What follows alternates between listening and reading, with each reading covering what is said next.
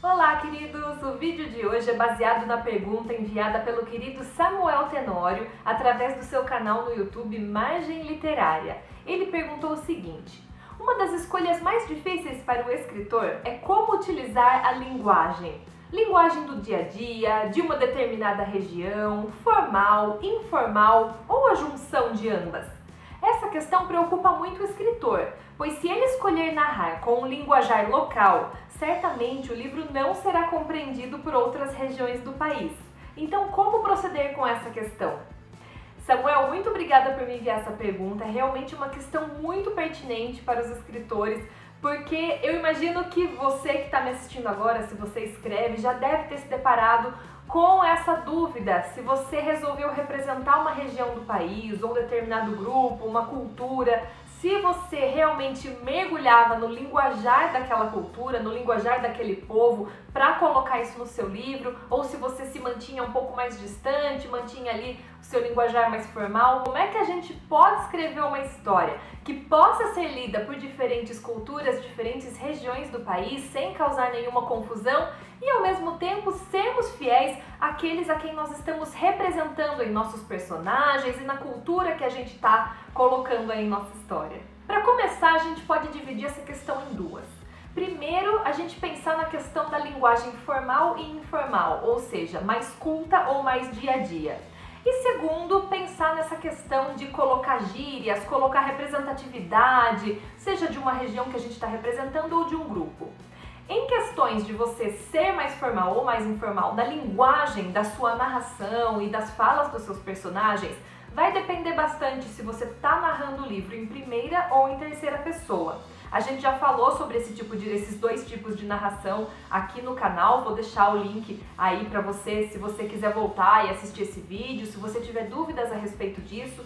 Mas vamos supor que você resolveu representar determinada classe social. Você resolveu pegar uma pessoa de baixa classe social e vai narrar o seu livro em primeira pessoa. Vou colocar aí mais alguns filtros. Uma criança de baixa renda, de uma família de baixa classe social, que mora aí em uma comunidade, e é ela que está narrando a história, é ela quem está contando como se o livro fosse um diário.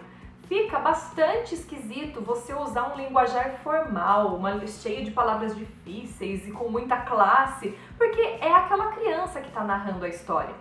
Ao mesmo tempo, você não pode usar uma linguagem 100% exatamente como aquela criança diria ou pensaria na vida real. Você precisa encontrar um certo equilíbrio, afinal de contas, é um livro, ele precisa estar gramaticalmente correto, assim, pelo menos no mínimo, ele vai ter uns errinhos, mas que são os erros propositais, para que tragam o seu leitor para mais perto do seu personagem.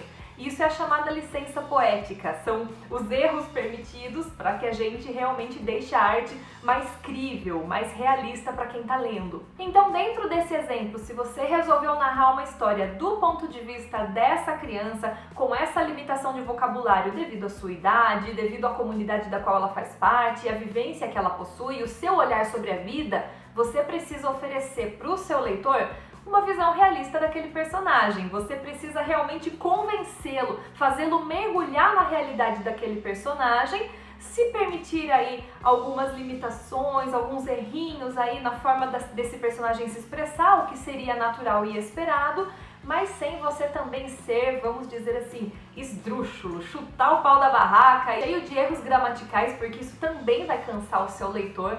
Então você precisa sim manter um pezinho ali na formalidade, na sua narrativa, para realmente compor um bom livro, pensar na linearidade da sua história, mas você pode sutilmente colocar ali traços dos pensamentos do seu personagem, da forma como ele realmente se comunicaria, especialmente se for narrado em primeira pessoa.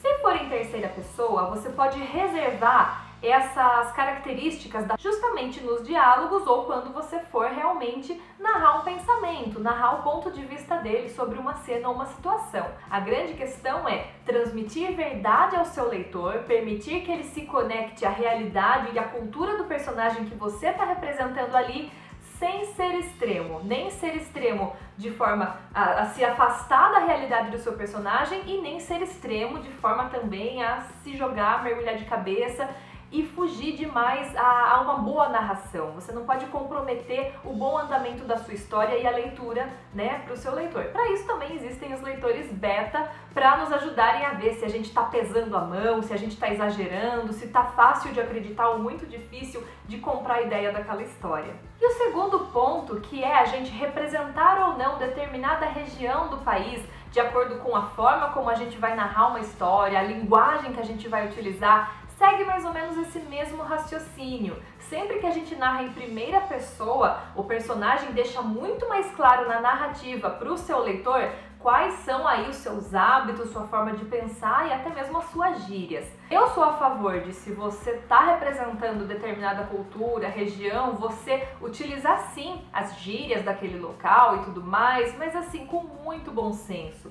Por exemplo, se você está escrevendo um livro sobre um personagem que é de Minas Gerais, você não vai colocar uai em todas as falas dele. Vai ficar um pouco forçado, um pouco repetitivo e até mesmo chato. Não importa qual região ou qual cidade você está representando, você deve sim tomar o cuidado de não exagerar no uso de expressões e gírias que são conhecidas somente naquele local e que realmente tornem o livro limitado àquele local, a não ser que você esteja escrevendo uma obra realmente em homenagem àquele povo, que a única finalidade seja essa. Se você pretende colocar esse livro no mercado para alcançar aí o país inteiro, quem sabe o mundo, você precisa sim se preocupar em ter uma linguagem acessível a todos. De repente até utilizar uma frase, uma gíria, mas sutilmente, através da fala de outro personagem ou do narrador, explicar aquilo para o leitor, sem ser uma coisa enfadonha, obviamente, e muito menos notas de rodapé. A gente não vai usar uma nota de rodapé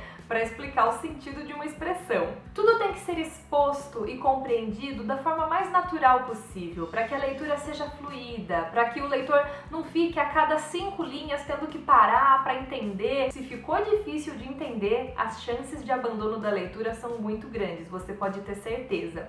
Então aproveite-se de sutilmente, em detalhes da fala ou da narrativa, você incluir aqui e ali elementos que representem a região, a cultura, a classe social do seu personagem e da cultura e do contexto que você está ali explorando na sua história, mas não seja exagerado. E você, qual a sua opinião sobre esse assunto? Você, como leitor, já teve a experiência de se deparar com um livro que tinha traços muito fortes de regionalismo ou de um linguajar muito complicado de entender por estar representando alguma região, alguma classe? E como escritor, você já se pegou tendo que ponderar essas duas questões, tendo que se equilibrar para oferecer uma linguagem acessível aos seus leitores? Compartilha com a gente aqui nos comentários. Espero que vocês tenham gostado muito do vídeo de hoje e semana que vem tem vídeo novo na terça-feira com participação especial. Um beijo e até semana que vem!